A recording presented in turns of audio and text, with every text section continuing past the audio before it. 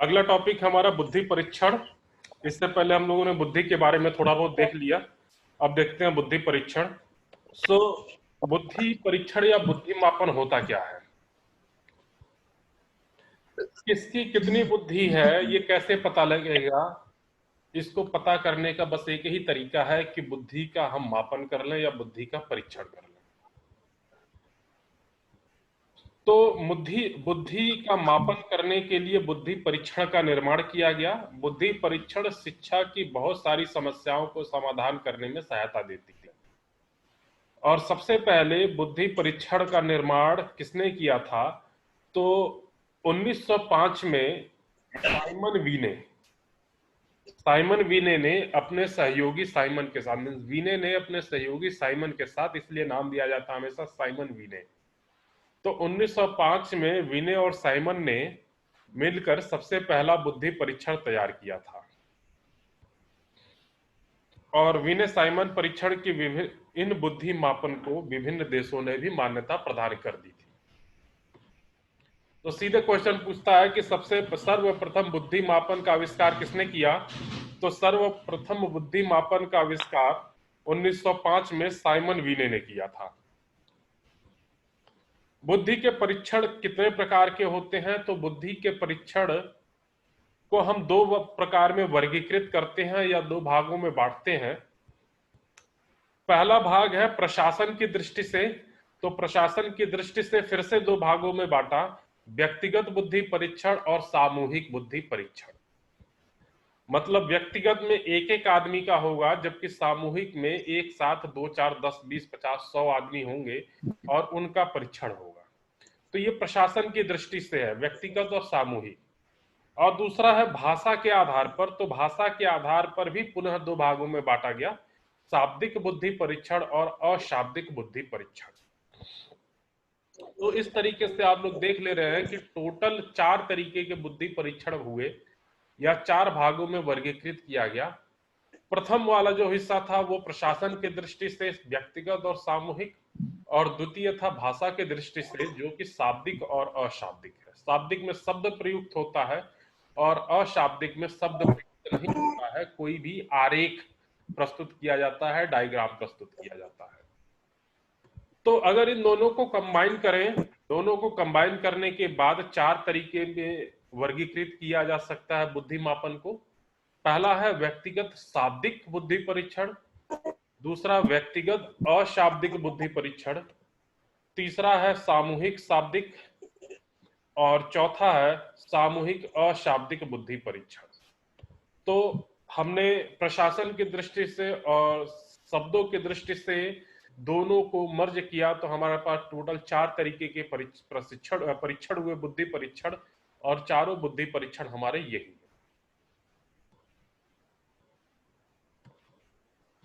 एक एक करके देखते हैं कि व्यक्तिगत सामूहिक बुद्धि परीक्षण क्या कहलाता, व्यक्तिगत शाब्दिक बुद्धि परीक्षण क्या होता है।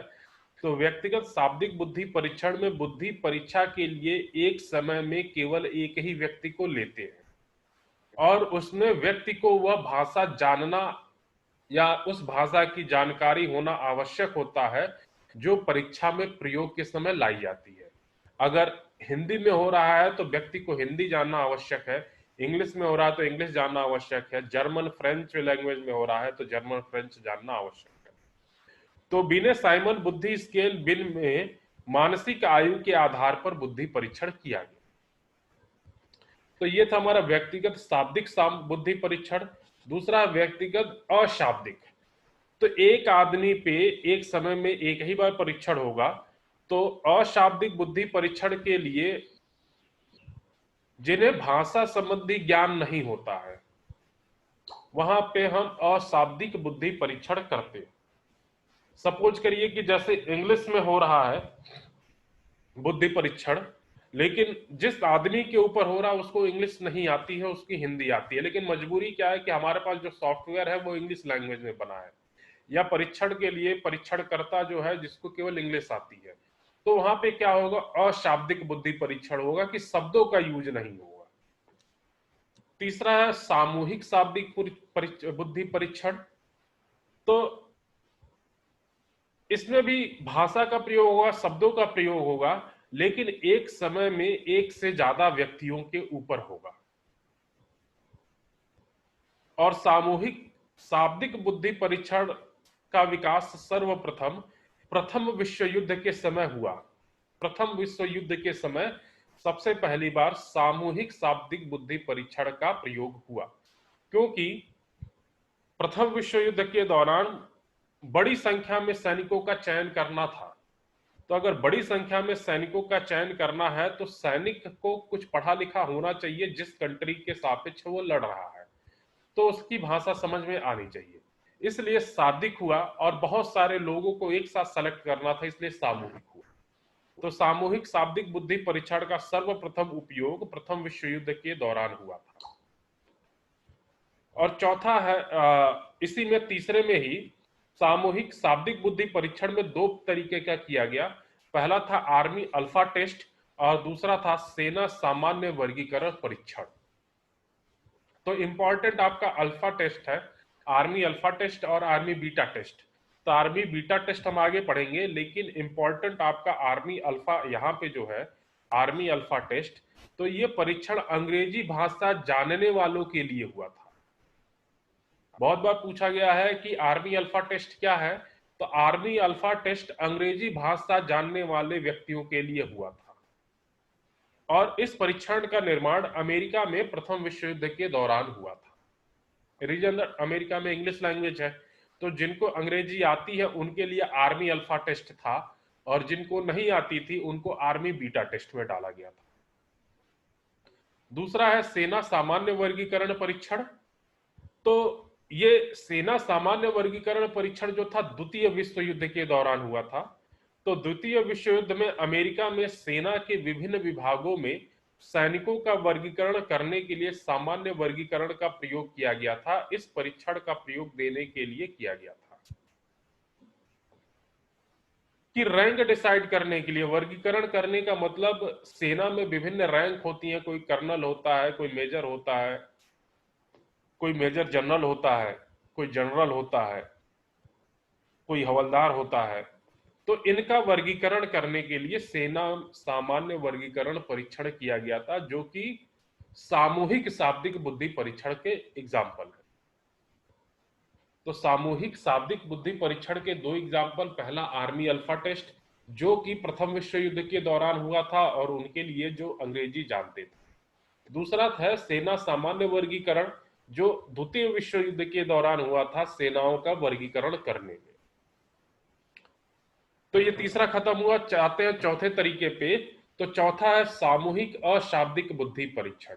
समूह में होगा लेकिन शाब्दिक नहीं होगा। मतलब इसमें भाषा का प्रयोग नहीं किया जाएगा। इस परीक्षण में हम किसी चित्र का प्रयोग करते हैं। जैसे यहां पे लिखा हुआ है कि इस परीक्षण में किसी जानवर का चित्र बनाया जाता है या किसी दिए गए चित्र में गलती बताई जाती है। इस परीक्षण के बुद्धि परीक्षण के निर्माण में टर्मैन, थॉमसन, बेलार्ड तथा कैटल आदि वैज्ञानिक ने योगदान दिया था। तो सामूहिक अशाब्दिक बुद्धि परीक्षण में टर्मैन, थॉमसन, बेलार्ड और कैटल इन वैज्ञानिकों ने अपना योगदान दिया था सामूहिक अशाब्दिक बुद्धि परीक्षण के निर्माण। और कौन कौन से ऐसे परीक्षण थे जो सामूहिक अशाब्दिक बुद्धि परीक्षण के अंतर्गत आए? तो पहला था Army Beta test. Army Alpha test हमने पढ़ा है सामूहिक शाब्दिक बुद्धि परीक्षण में, जहां पे शब्द आता है, नॉलेज है उस लैंग्वेज की।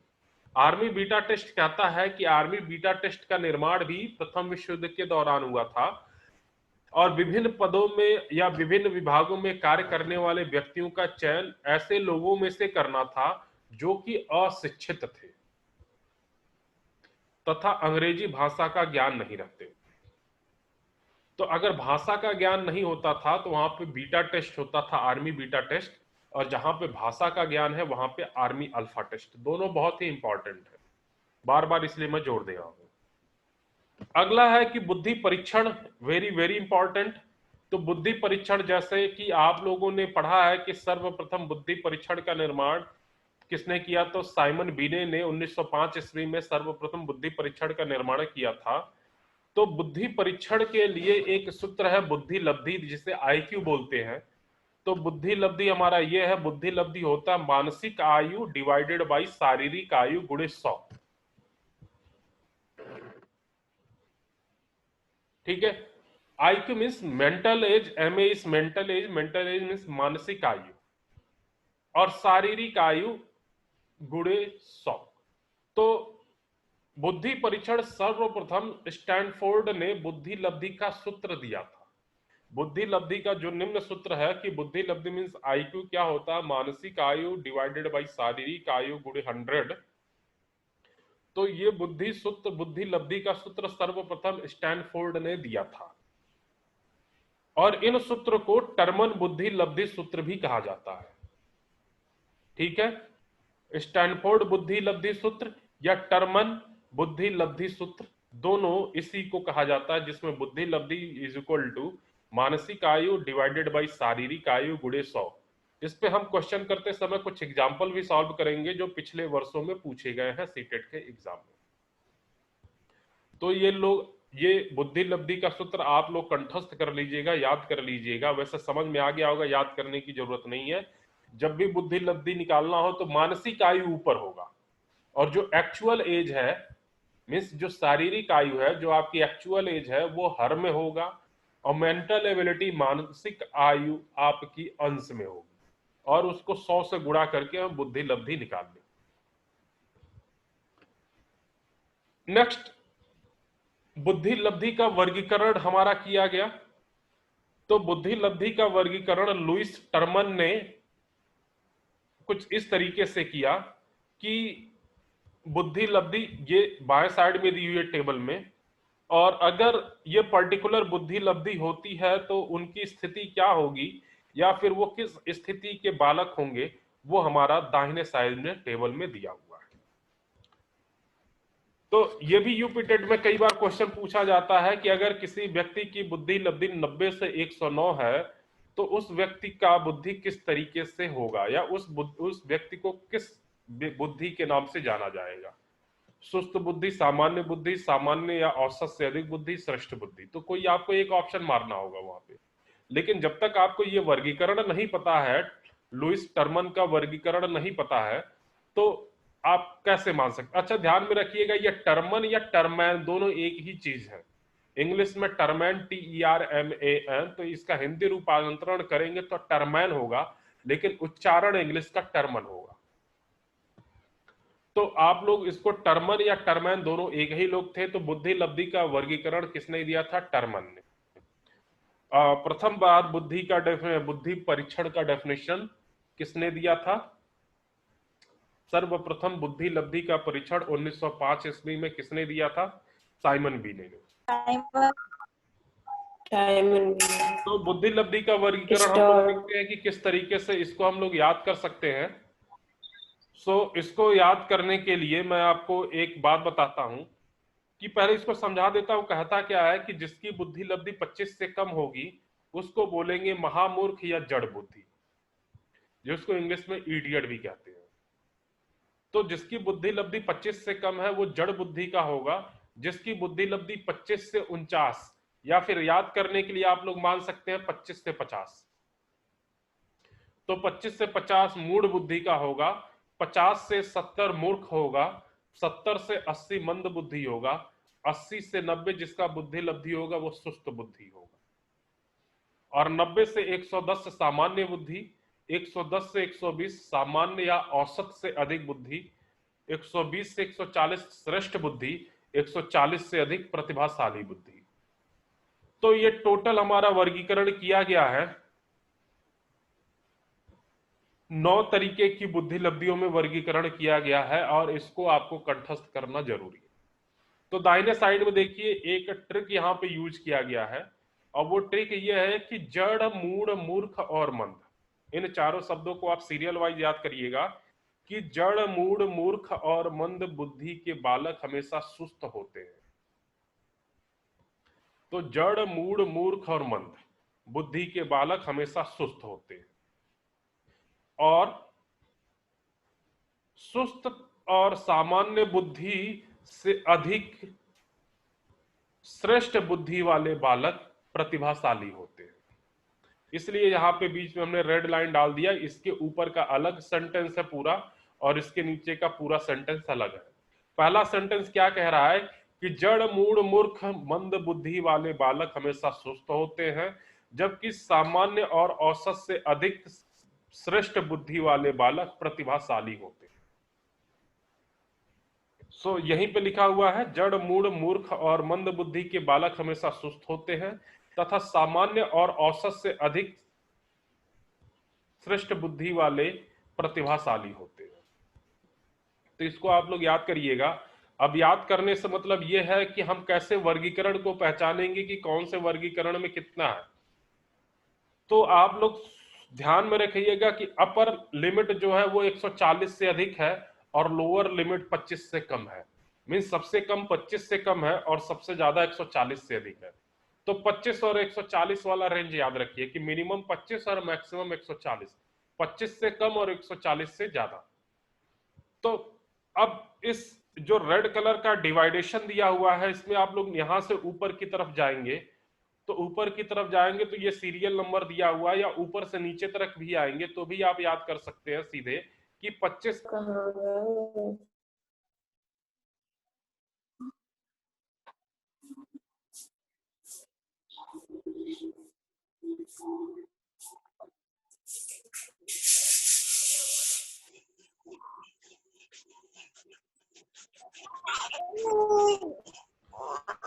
आवाज आ रही है सबको? Yes sir. ओके।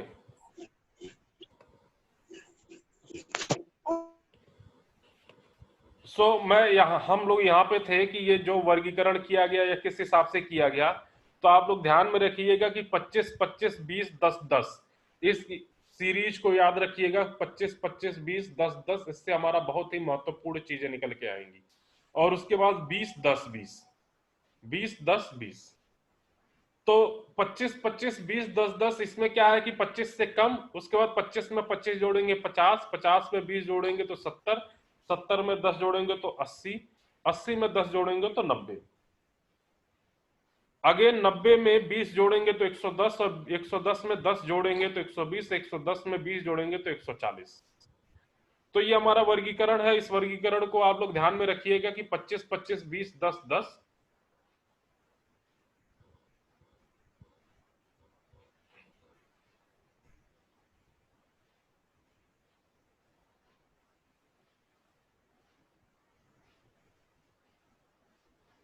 तो इसको आप लोग हमेशा ध्यान में रखेंगे।